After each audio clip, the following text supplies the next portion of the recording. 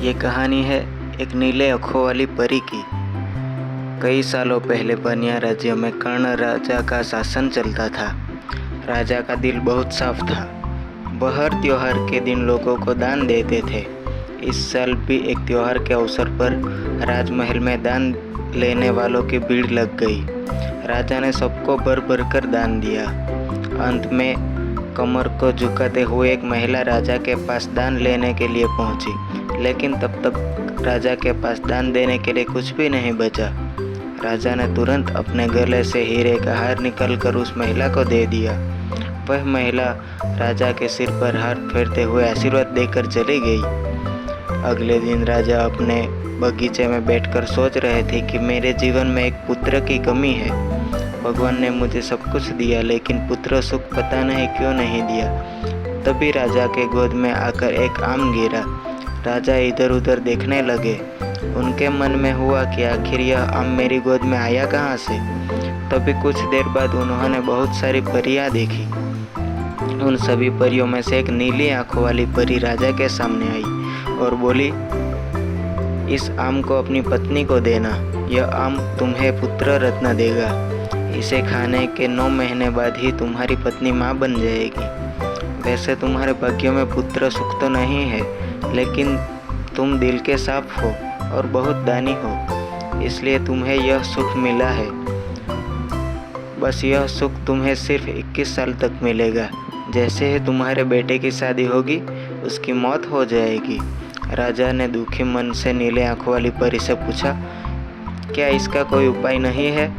परी ने कहा, राजन, कल मैं कमर झुकाते हुए एक साधारण महिला के रूप में तुम्हारे दरबार में दान लेने के लिए आई थी। देखो, जो माला तुमने मुझे दी थी वो मेरे गले में है। तुम्हारे इसी कर्म और दूसरों की मदद करने की भावना के कारण मैं तुम्हें पुत्र का आशीर्वाद देने के लिए आई हूँ। लेकिन तुम्हारा बेटा 21 साल से ज़्यादा नहीं जी पाएगा। फिर भी तुम उसकी मौत होते ही उसे एक संदूक में डाल देना। उसके बाद संदूक में 4 दही के गड्ढे रखना और बीच जंगल में छोड़कर देना। इतना कह नीले आंखों वाली परी वहां से ओझल हो गई। राजा ने महल जाकर सारी बात अपनी पत्नी मैत्री को बता दी और उसे आम खाने के लिए दे दिया। राजा के पत्नी ने आम खाने के ठीक 9 महीने के बाद एक पुत्र को जन्म दिया। बेटा होने की खुशी में राजा ने बहुत बड़ा जश्न रखा। जश्न के बाद बेटे का नाम देव रखा। होते होते राजकुमार देव की उम्र 21 साल की हो गई।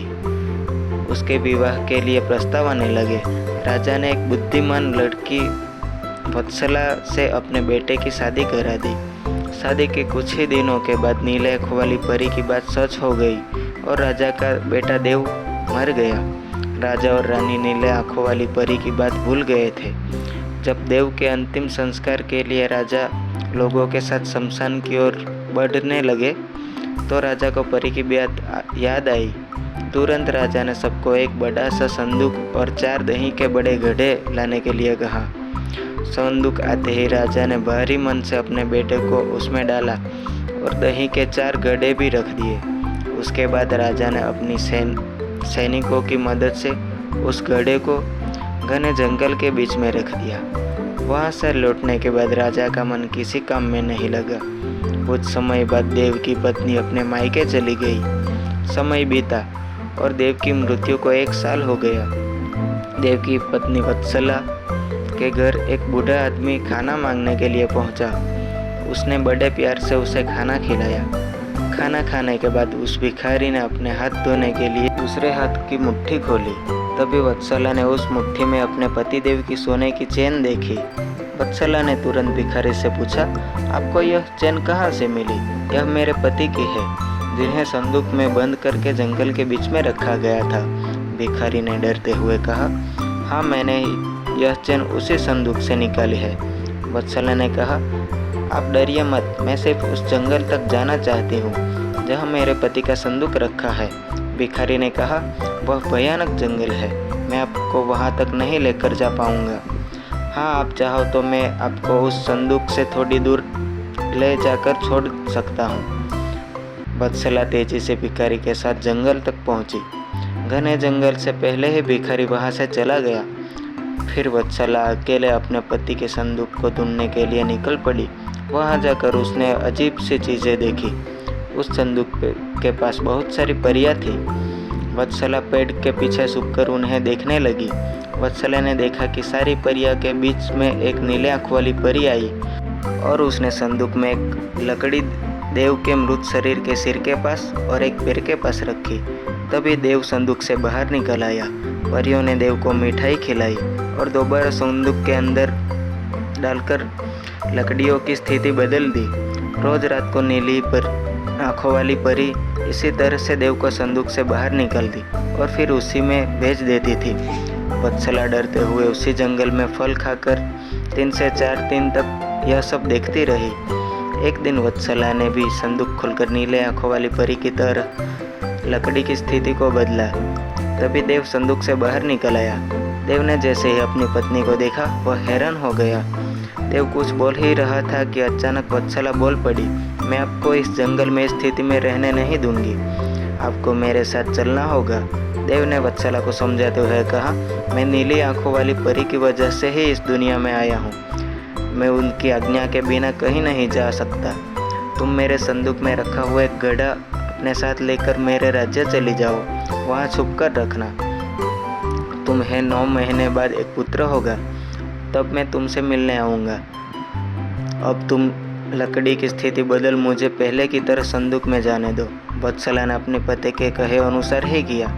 सबसे पहले संदूक में पति को भेजा, फिर वही दही का एक घड़ा लेकर रूप बदलने के बाद राजमहल पहुंची और रानी को चिट्ठी भेजकर रहने के लिए जगह मांगी। रानी ने दया करके उसे राजमहल के पास से एक कमरा रहने के लिए दिया। जब रानी को पता चला कि वह गर्भवती है तो रानी उसका ख्याल भी रखने लगी। जब वत्सला ने बच्चे को जन्म दे दिया तो देव उससे मिलने के लिए आया। उस समय रानी के पास से ही गुजर रही थी। उन्होंने तुरंत अपने बेटे को पहचान लिया। रानी सीधे देव के पास पहुंची और पूछने लगी, यह तुम्हारी पत्नी है? यह तुम्हारा पुत्र है? तुम जीवित हो? अब मैं तुम्हें कहीं नहीं जाने दूंगी। देव ने कहा, माँ, मैं आपके साथ नहीं आ सकता हूँ। इसका एक ही उपाय है, आपको अपने पोते के लिए एक उत्सव रखना होगा। आप उसमें सारी परियों को बुलाए।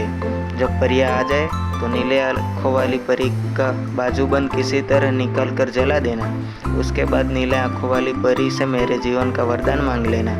इतना कहकर राजकुमार देव वहाँ से चला गया। उसकी माँ ने दुखी मन से उसे विदा किया। कुछ ही दिनों में रानी मैत्री ने अपने बेटे देव के कहे अनुसार जश्न रखा और सारी परियों को भी बुलाया।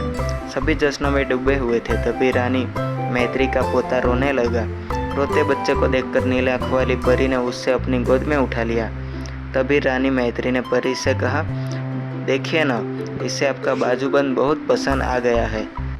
तभी तो आपके पास आते ही इसने रोना बंद कर दिया। क्या आप कुछ देर के लिए अपना बाजूबंद इसे खेलने के लिए दे देंगी?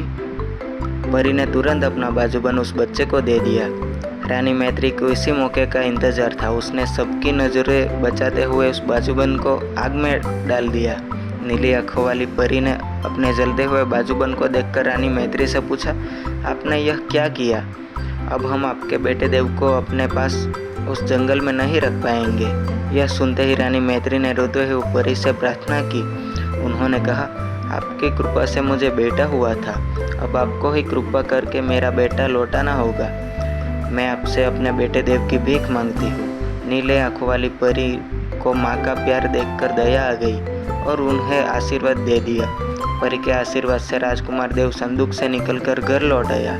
राजकुमार अपने परिवार के साथ खुशी खुशी रहने लगा। तो इस कहानी से हमें सीख मिलती है कि विनम्रता से सबका दिल जीता जा सकता है और सब्र व सही रणनीति से इंसान मुश्किल काम को भी पूरा कर लेता है। तो कैसी लगी आज की कहानी? ऐसी ही कहानियाँ सुनने के लिए हमारे चैनल को सब्सक्राइब करें और वीडियो को लाइक ज़रूर करें।